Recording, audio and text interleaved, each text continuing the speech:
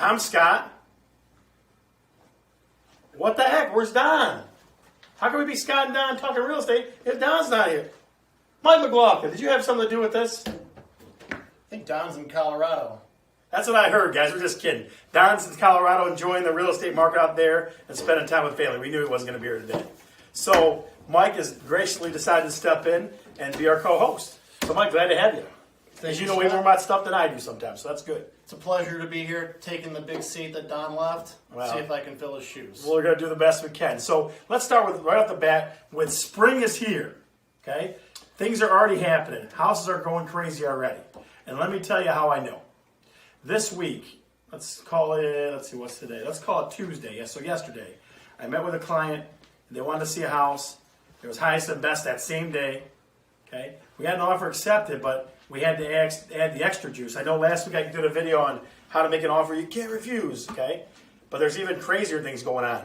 We had to give appraisal gap coverage. Now here's what that means, okay? You put an offer on a house and the seller is nervous. Your number starts getting way above their list price and they get nervous. A savvy agent's going to say, your client needs to cover any appraisal gap coverage up to a certain point. So we did a $10,000 appraisal gap between what the house appraises for if there's trouble up to the price that we had. So appraisal gap coverage on top of all the other things that we do.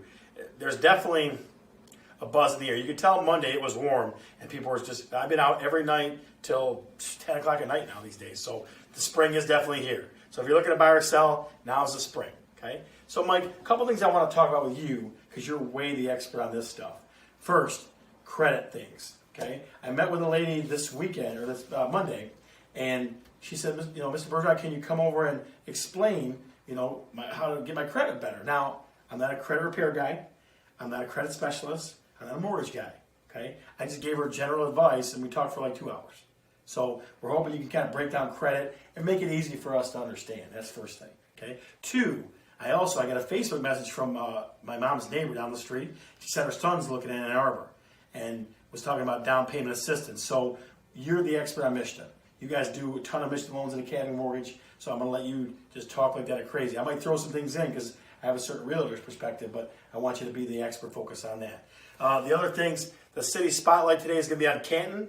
I've got a new gorgeous listing coming up in a few weeks on Canton, so I wanted to make sure people knew what the Canton market looked like lately. We're going to talk about pricing it right, a real simple strategy that you can keep in your head about pricing your home. Last thing, can you help me buy a house? I get that question a lot, so we'll talk through those. So let's start just basic, just jump right in with credit. Like break credit down, but I want you to do it in a way where it's easy to understand. Don't go crazy. Just give me the nuts and the bolts. Sure. This is my credit cheat sheet, and it's a flyer that's available on Scott's page or in his feed right now for you to go to look at and to download. It's in a picture format, a JPEG format.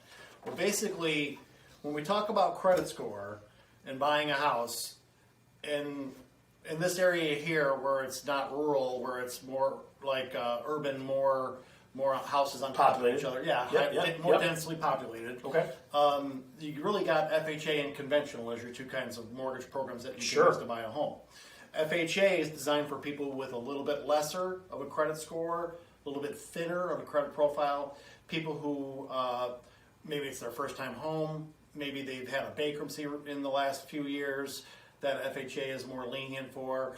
But basically, your entry level, your first time home buyer with a little bit of damaged, dinged up credit history, you're looking at people, say, between 500 and 580 credit score up to, say, 660 to 680 credit score. Depending upon your whole credit profile, those people will have a tendency to be more of an FHA product when you're buying a home, which has a 3.5% down payment, and it's got some real great points to get people in the home, especially first-time home buyers. But conventional products, which are typically for people with better credit score, like the 680 FICO and up, have some different advantages as to why you would go that way.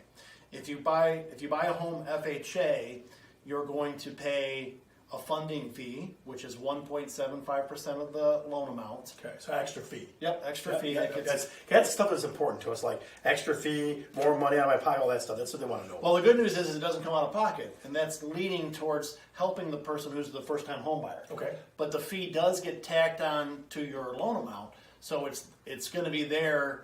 So You're eventually it you're comes gonna out of pay pocket. it, right? Yeah. Comes out of pocket either way, but just because they're designed for first-time home buyers, and that's the reason why they do what's called the upfront mortgage insurance. Yep. Because they don't want to have to. Because if they didn't do that, so $100,000 loan, it would be $1,750. That would be added in most cases. That would be added onto your loan amount on FHA.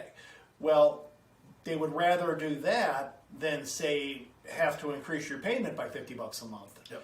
Because now affordability becomes an issue of how much home you can afford Yep. with FHA.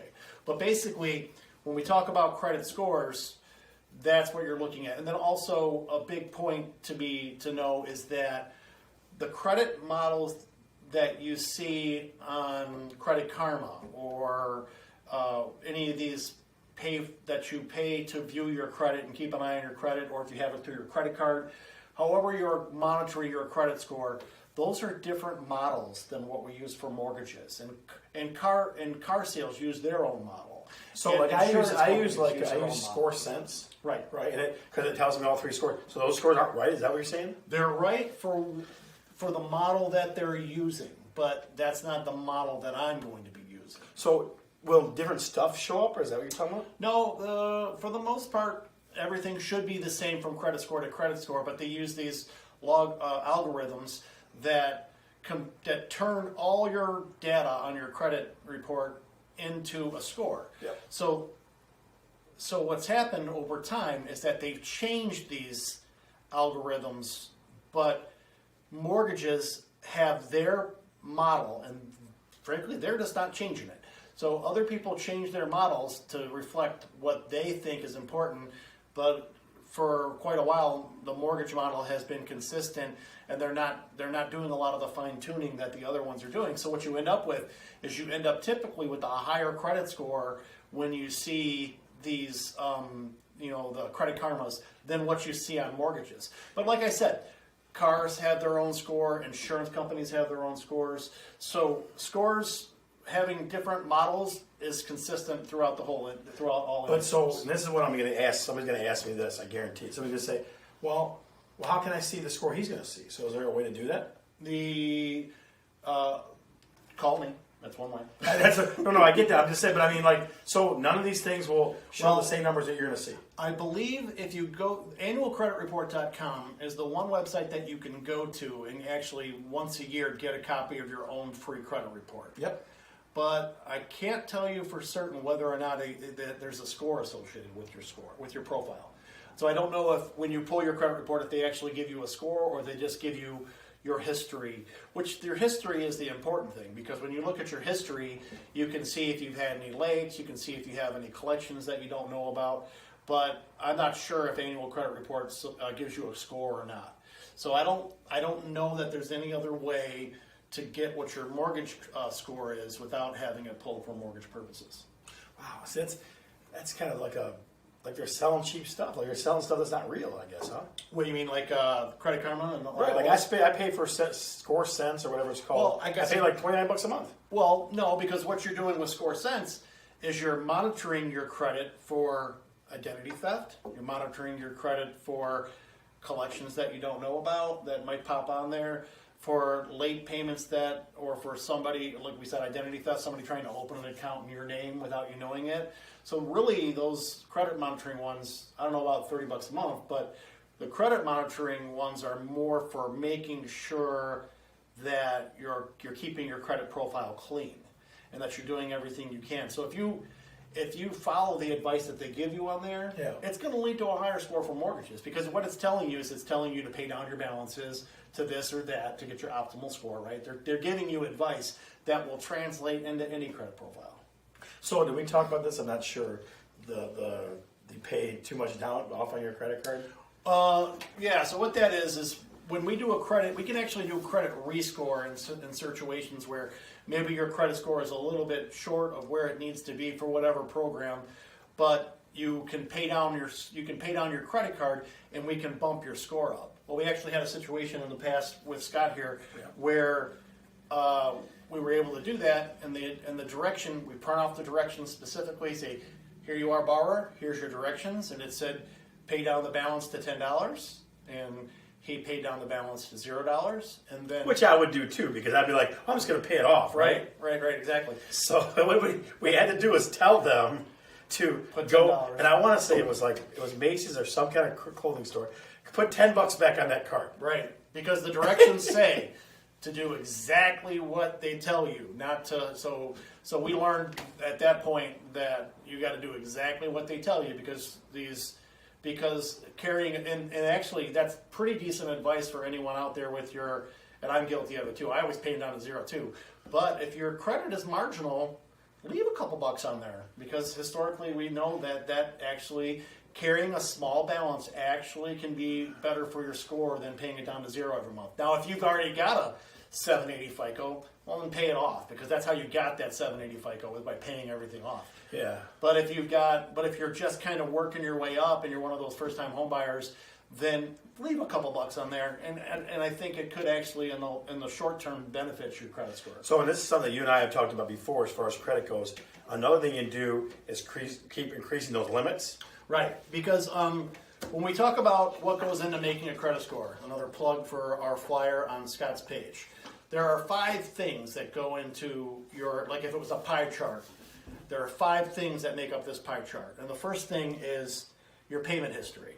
So basically, are you making your payments on time? Are you always waiting to the last day? Do you have lates? So the 35% of your credit score is determined by how are you making your payments? On time, early, are you late? Do you have 30-day late, 60-day late? That's just going to crush your score. So it's the biggest part of your score is that payment history. The next portion is 30%, and that's about the balances you owe. And it's not talking so much about your mortgages or your installment debts, but it's really about your revolving debt. And what you're talking about there is called your utilization ratio. You really want to keep whatever they give you. Let's say you have a $10,000 balance. Yep. You want to keep your balance, or $10,000 limit. You want to keep your balance to less than 30% of that. That's your utilization ratio. That's the magic number. $3,000 balance on a $10,000 card. So one instance where I could give you a little tip is, let's say that you use your credit card for everything. So over the month, maybe you put $2,000 on it.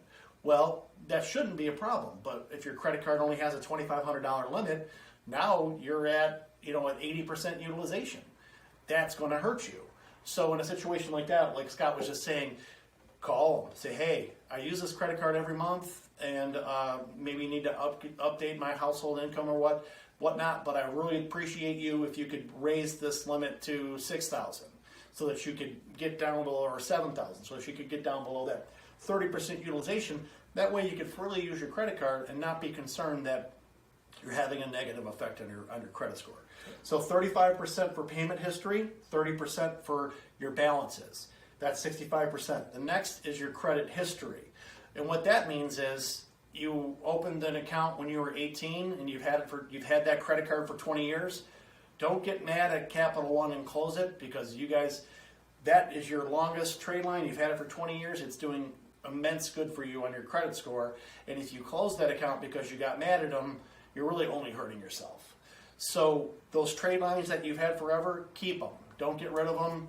Selectively close things if you can't manage your credit, but try to keep those longest established credit, because that's 15% of your score right there. But you're talking about revolving stuff, yeah? Right. Well, yes, because student loans, you don't want to keep those around. Right, and they go away when they're paid off, and the same thing, car loans go away when they're paid off. But I've had a credit card. My one credit card I've had since I was like 20 years old. So that one is bringing me a ton of good positive credit because I've had it so long. Okay. For 10 years. Yep. All right, so give me the quick skinny on the other things. Well, to finish the other 20% of what makes up your credit score, and that's the types of credit, like you don't want to have too many credit cards, that kind of thing. And then new credit lines or inquiries, so that's 10% right there. So if you're out getting your credit looked at a bunch of times for a car, that can have a short-term effect on your credit score, as well as if you open 3 new credit cards in the last 6 months, that can, for a short period of time, they kind of like say, hey, what is this person up to? Because they've opened a lot of revolving accounts. Is this an indication that maybe that they're living off their credit too much? Yeah. So that can start to drag your credit down. So that's the 100% that goes into your pie chart for your credit score, payment history, your balances that you owe, your credit history, your credit use, the types of credit that you're using, and then inquiries and new trade lines. Okay.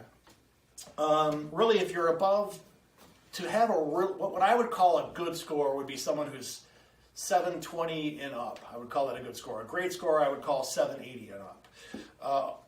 Like we said, an FHA score, 640, we'd like you to be at least 640 to say 680 or 700, depending upon the situation. Right, because Mike, here's the thing. That's a question I'm going to get a lot. My credit score is this.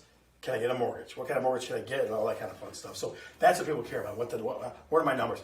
Explain to them how it breaks down is good, but they want to know the numbers. Right, really, 600 is where you at least want to be above 600. If you're not above 600, it can still possibly work. They put a lot more hoops in your way. They light them on fire to make it hard for you to jump through them. But really, you want to be above 600, ideally above 640 for FHA. And a lot of times I talk to people and they tell me, or we pull their credit, and let's say they're at a 580. And I say, okay, I got a 6-month plan for you. Pay down this credit card. You're over your utilization. You're utilizing 90% of this credit card. Pay this one down to this balance. And sometimes people call and they have real rough credit, and it's like a starter, like, okay, or they have no credit. So there's such a thing called a secured visa, and if you go to NerdWallet or you go to cnet.com, they've compiled a lot of the different secured visas that you can get to establish credit. So that a secured visa means you put your own money up. Yep. To back and support, so that you're not turned down for credit, you're being allowed to get the credit. So even if you have poor credit, you should be able to get a secured visa, and then that can start, because a lot of the problems people have is maybe they have 2 or 3 collections, but they have nothing positive to pull the credit up, because these little collections, $47 collection from Domino's Pizza. Yep. Something stupid like that. Yeah. Or Blockbuster, like it used to be back in the day. Good old Blockbuster. But really, every credit situation can be improved, and that's my goal when I look at my client's credit, is to tell them where they are now and to tell them what they can do. Because even when we talk to someone who has good credit, it doesn't mean that you can't give them a little tidbit to carry with them that can help them to establish even a better credit profile. I got you. So, but before we jump in, because I know, again, you're an expert on the Mishnah program, I want to do our city spotlight. So every week, Don and I take one city, and we kind of spotlight just generally what's going on there. Okay. So I got a new listing a couple weeks coming up in Canton from a client that we're moving to a different house here downriver. So I want to do Canton. So Canton has got 142 active homes right now. Okay. And the average sale price is $408. Okay. In the last 30 days, they've had 34 houses sell for an average price of $390. Now remember, we're coming out of winter, so that price is a little different. So again, not adjusted for square footages or specific to that, just generally, there's 142 people selling their house in Canton, and 34 have sold in the last 30 days. So that's kind of where that's at. Hot market. All right. So tell me about Mishnah. I get that a lot. Like I said, I had my mom's neighbor call me and say, my son's looking for a house, but he's thinking about down payment assistance. What do you know? So tell me about that. So once again, flyer on Scott's page in his JPEG for down payment assistance. And we have been fortunate enough at Academy Mortgage to be one of Mishnah's top producing companies for the last 3 years.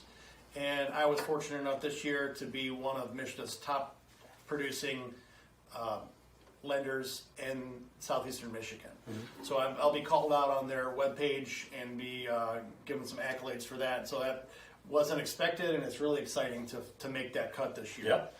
So what do you got? Give us the nuts and bolts. Yeah.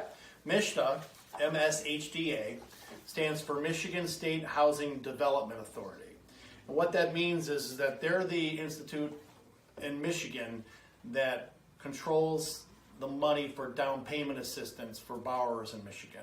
So you can get up to $7,500 to help you purchase a home, and the requirements are at least a 640 credit score, at least you have to meet their income restrictions, and typically, like if you're under 70,000, that's going to qualify you in just about every area for Mishnah. Okay. But some areas allow you to go even higher. Like in Washtenaw County, the entire county, you can make well over 100,000.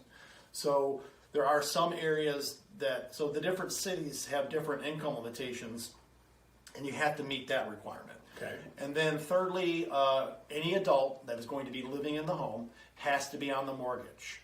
So if you're boyfriend and girlfriend and you've lived together for 5 years, then the odds are you guys are going to both have to be on there. Now, sometimes relationships for boyfriend and girlfriends can be early enough that you're not living together, you're not commingling finances, and if you decide 6 months later that you want your significant other to move in with you, then that's up to you. That's not something that's going to affect you now. But if you look at it and you say, yeah, she's going to be living with me now, or he's going to be living with me now, then they've got to credit qualify and meet those requirements with you, because those income limitations are household income limitations. So it's going to be what both of you make.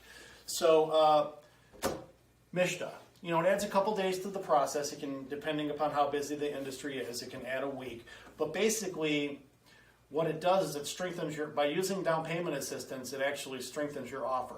Once upon a time, there might have been more of a negative connotation associated with Mishnah because it meant that it was another possibility for the house not to sell. Yeah. Someone else looking at it who could turn it down. But when you've done the program enough, like everybody, like Academy Mortgage has, and like all the loan officers that work out of our 3 branches here in southeastern Michigan, and Trenton, and Plymouth, and Ann Arbor, we've all mastered it. Our processors have mastered it. Our underwriters have mastered it. And just like any good pre-approval, it's my job to look at a person when they call, review their credit, review their income, review their assets, review the Mishnah program, and it's my job to say, this person can get a Mishnah loan. And if something happens between point A and point B, closing, that they're not approved, that a lot of times is going to be my fault. And that's why it's so important that your pre-approvals, that you take them, that the loan officers take them very seriously, and they don't hand them out like they're just a piece of paper, because they're a lot more than that. Because I will tell you, I know you know the numbers, like they have to have this debt ratio and this number and that number. There's some mortgage guys I call and go, well, have you looked at this? They get, So that's, when it's somebody I know that knows Mishnah, okay. But like some people just kind of shoot the crap and see what happens. Right. A lot of people, some lenders that don't have relationships within the community, they're not really too concerned. I mean, they're just like anybody. You're going to have good people and you're going to have bad people. But in this industry, a bad person could lead to a purchaser. Maybe they sold their house already. They can't close on their new house because their loan officer didn't do their job right, and now they're out of a home. Yeah. What are they going to do? So give us one more time, just the real quick and dirty of Mishnah, the requirements. Sure. $7,500 for down payment assistance, up to a sales price of $224,500. All the way up to that. It's a pretty good number. Yeah. So, you can get by with only one. Mishnah allows you to get by with only 1% down. So, like on an FHA loan, the minimum required investment, our terminology, the MRI, is 3.5%. So $100,000 sales price, FHA says you got to have $3,500 into it. Mishnah comes in, they put their $7,500 in, and they said, we'll service it. We got the program. We only need 1%, $1,000.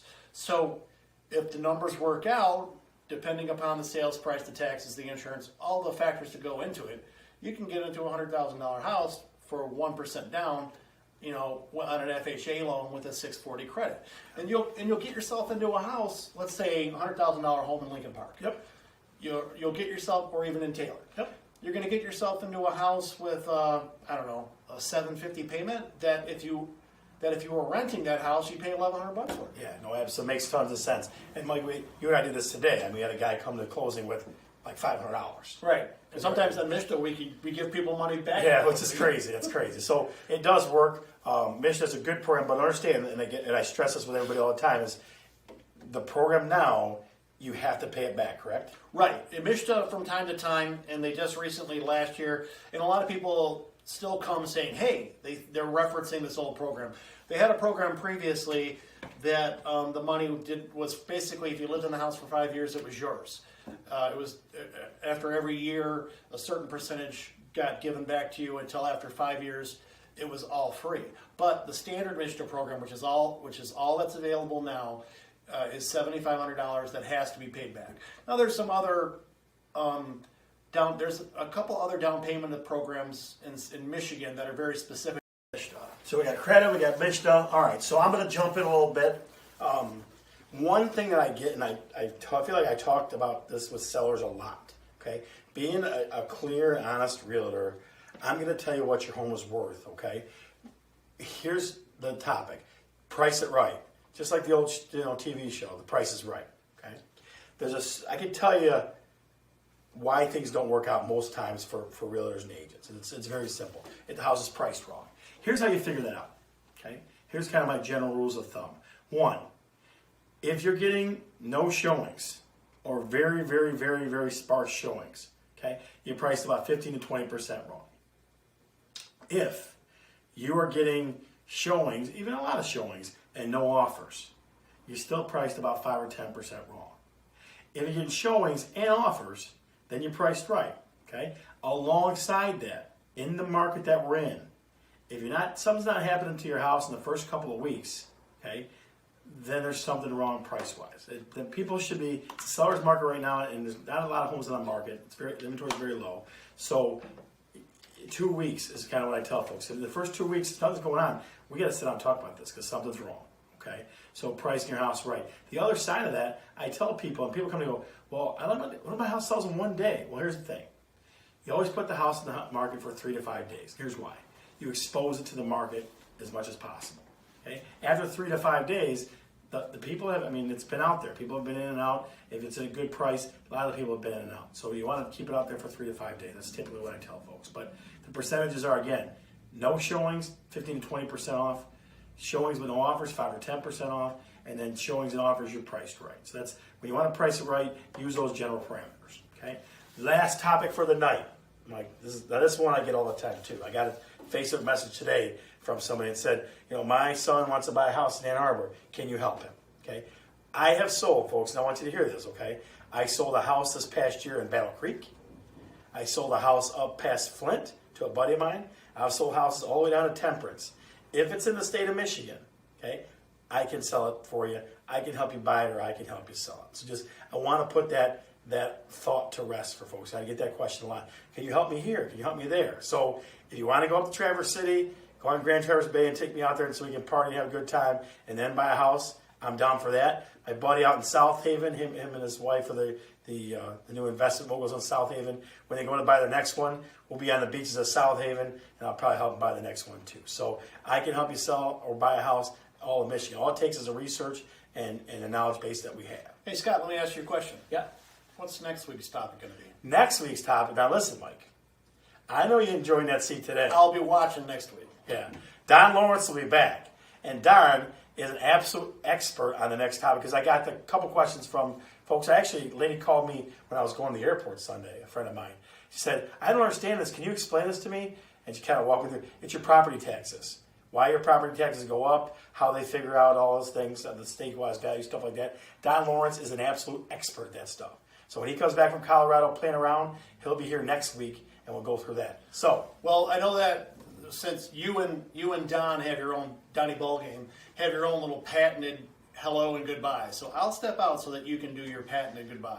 All right. It's been Mike Mclaughlin with Academy Mortgage. It's been a pleasure to sit in for Don. Mike, I appreciate it, buddy. Thank you, Scott. All right, sir. Now that he's gone, we can do the real ending. You ready? I'm Scott. And I'm Don. And we're talking real estate.